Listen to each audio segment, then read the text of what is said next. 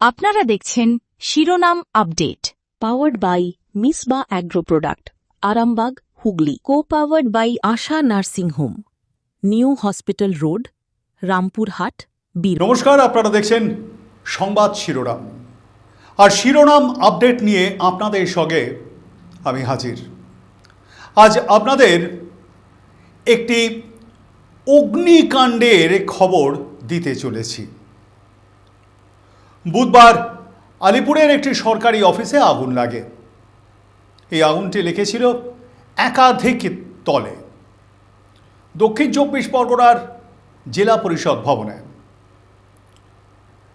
প্রথমে আগুনটা লাগে 3rd ফ্লোরে। এরপর যথারীতি দমকল ছুটে আসে, যা হয় আগুন নিয়ন্ত্রণে নিয়ে আসে দমকলের আধিকারিকরা। খুব ঠিক সাধারণ ব্যাপার, এতটা ঠিকঠাকই ছিল, মামুলি একটা আগুন লাগার ঘটনা যেরকম হয়ে থাকে। এরপর কিছুটা সময়ের মধ্যেই আবারও নতুন করে আগুন লাগলো। এবারে আর ওই ফ্লোরে নয়, একেবারে 8th ফ্লোরে। এবার বলে রাখি, 3rd ফ্লোরে যে আগুনটা লেগেছিল সেখানে নিচ থেকে জল দেওয়া সম্ভব হচ্ছিল, উপর থেকেও জল দেওয়া হচ্ছিল। খুব কমন ব্যাপার ছিল, আয়ত্তের মধ্যে ছিল, তাড়াতাড়ি নিভে যায়। কিন্তু এরপরে আবার নতুন করে যখন 8th ফ্লোরে আগুন লাগে, তখন কিন্তু কিছুটা খটকা লাগে। 8th ফ্লোরের সেই আগুন আবার ছড়িয়ে পড়ে 9th ফ্লোরেও। প্রথমে সর্বশিক্ষা অভিযানের অফিসে আগুন লাগে, এরপর সেই আগুন মিড ডে মিলের অফিসে ছড়ায়। সেই সময় এক সরকারি কর্মী প্রায় কাঁদো কাঁদো অবস্থায় জানান, গুরুত্বপূর্ণ সব নথি যা ছিল প্রায় সবটাই পুড়ে ছাই। কিন্তু কিভাবে পুড়ল সেই সব নথি? সর্বশিক্ষা অভিযানে কর্মরত ওই কর্মীর কথা, এইভাবে সব নষ্ট হয়ে যাওয়ার কথা নয়, কারণ তাদের সব নথি ফাইলিং করা হয়, যা থাকে সার্ভারের মধ্যে। ফলে সেই নথি সেভাবে কিন্তু নষ্ট হয়নি, তবে কম্পিউটার, হার্ড ডিস্ক এগুলো কিন্তু পুরোটাই ক্ষতিগ্রস্ত।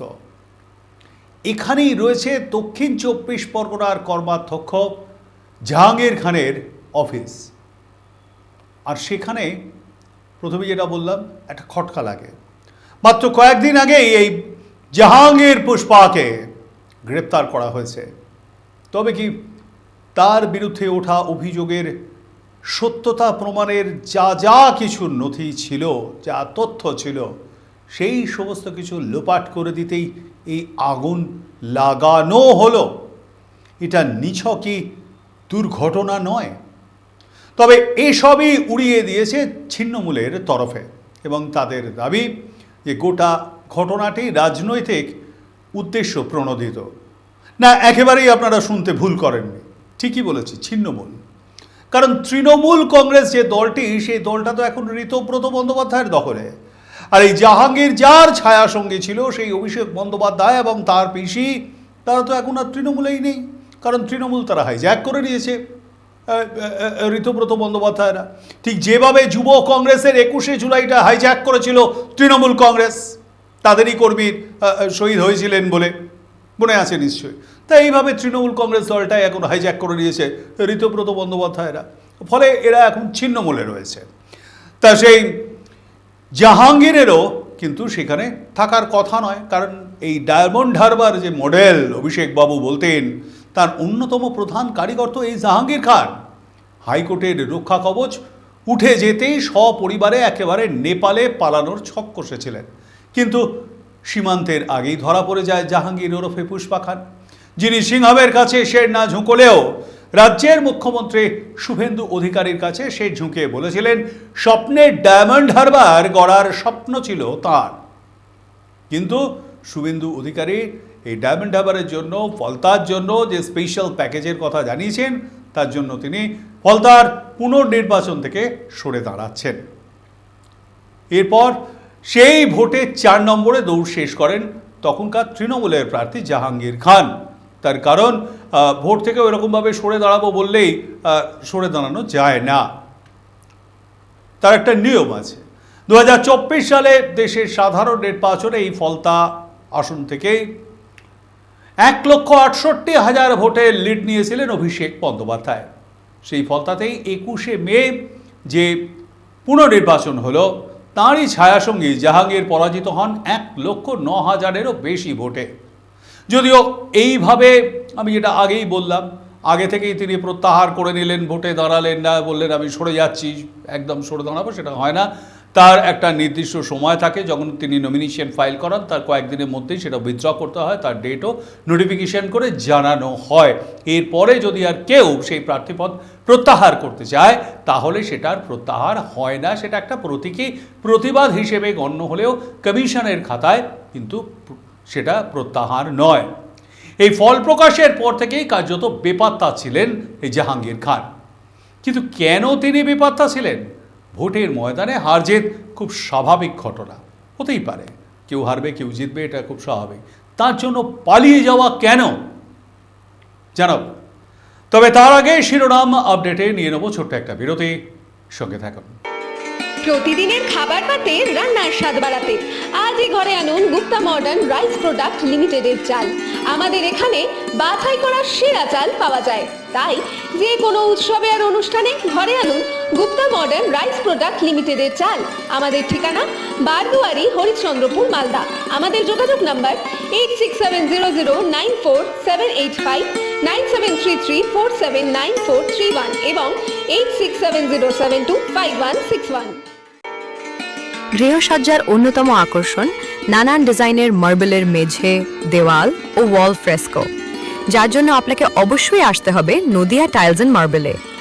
এখানে আপনি পাবেন জনসন, কাজারিয়া, ইতালীয় ও সিম্পল মতো কোম্পানির ব্র্যান্ড, যা আপনার বাড়িকে করে তুলবে সকলের চোখে আধুনিক ও আকর্ষণীয়।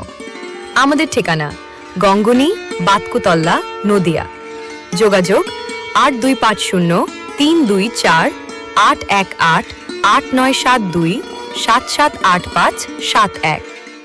ফিরে এলাম বিরতির পর। দেখছেন শিরোনাম আপডেট। বিরতির আগে যা বলছিলাম, জাহাঙ্গীর কেন পালাচ্ছিল। জাহাঙ্গীরের বিরুদ্ধে রয়েছে বিস্তর অভিযোগ, তার মধ্যে এক শিশু কন্যাকে হত্যার মতো ঘটনাও রয়েছে। ঠিকই শুনছেন, ফলতার শ্রীরামপুরে জাহাঙ্গীর খানের পাড়াতেই থাকতেন খুরশেদ খান। 2017 সালে একটি পুকুর নিয়ে জাহাঙ্গীরের সঙ্গে তার বিবাদের শুরু। পুকুরের মালিক খুরশিদকে ওই পুকুরটি বিক্রি করতে চেয়েছিলেন, কিন্তু জাহাঙ্গীর পুকুরের মালিকানা নিজের হাতেই রাখতে চান।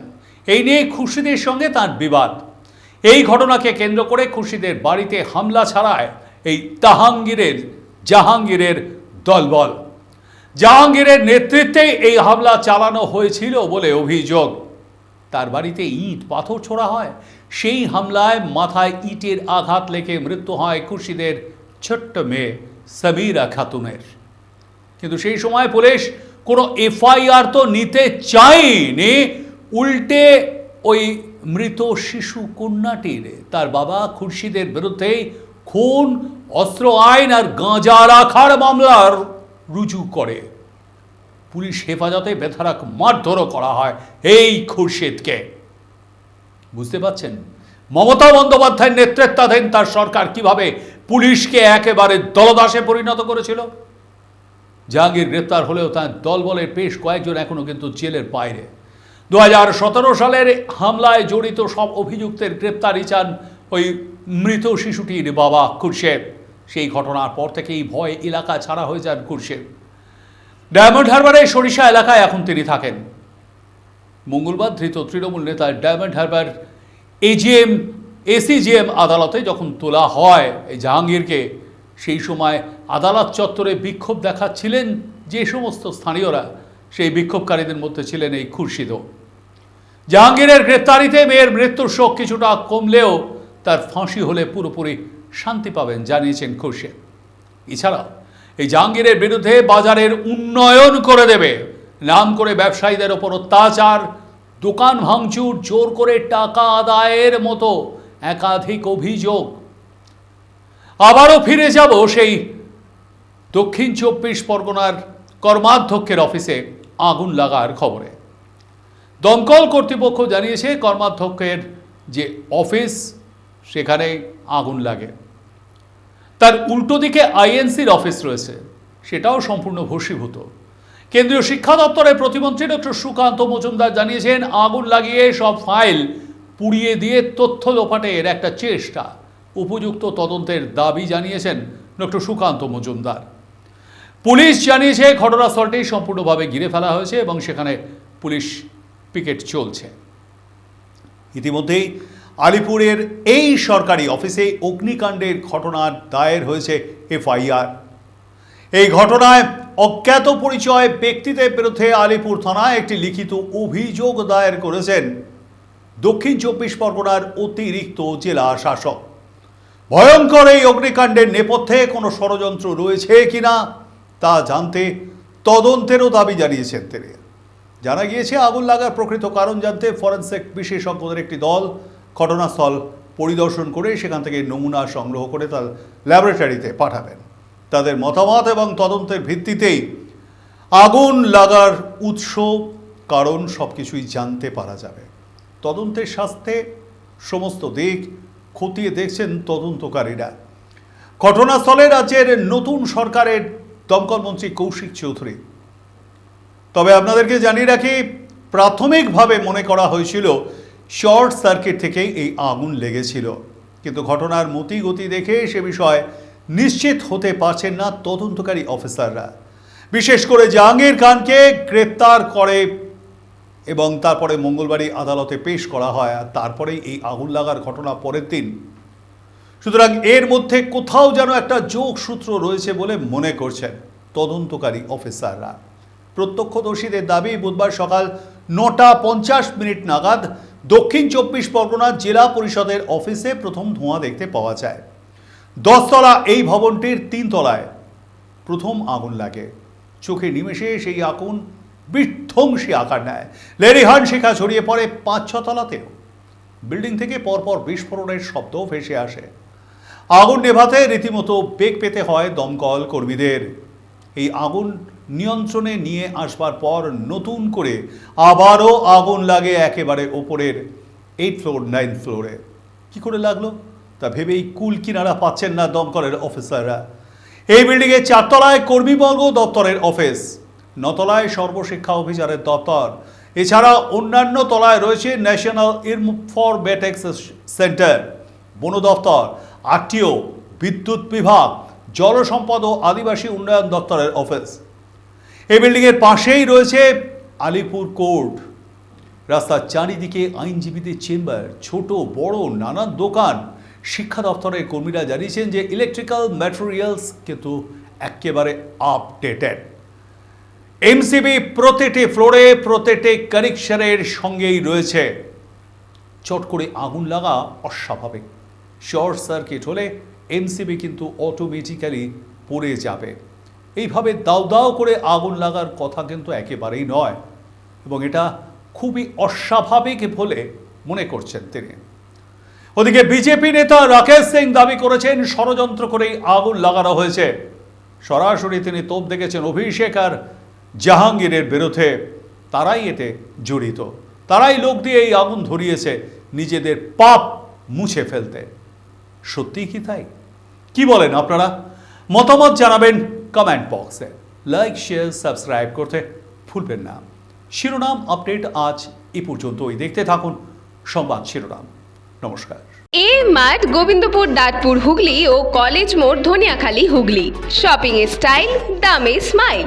একই ছাদের তলায় বড় থেকে ছোটদের পোশাক ও অন্যান্য সামগ্রী সুলভ মূল্যে পেতে আজই যোগাযোগ করুন 9892628243 এই নম্বরে।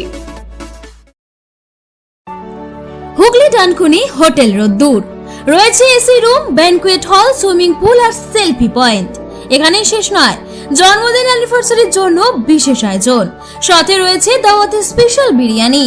তাই দেরি না করে এখনই যোগাযোগ করুন 9330327155 নম্বরে অথবা 933208074441 নম্বরে।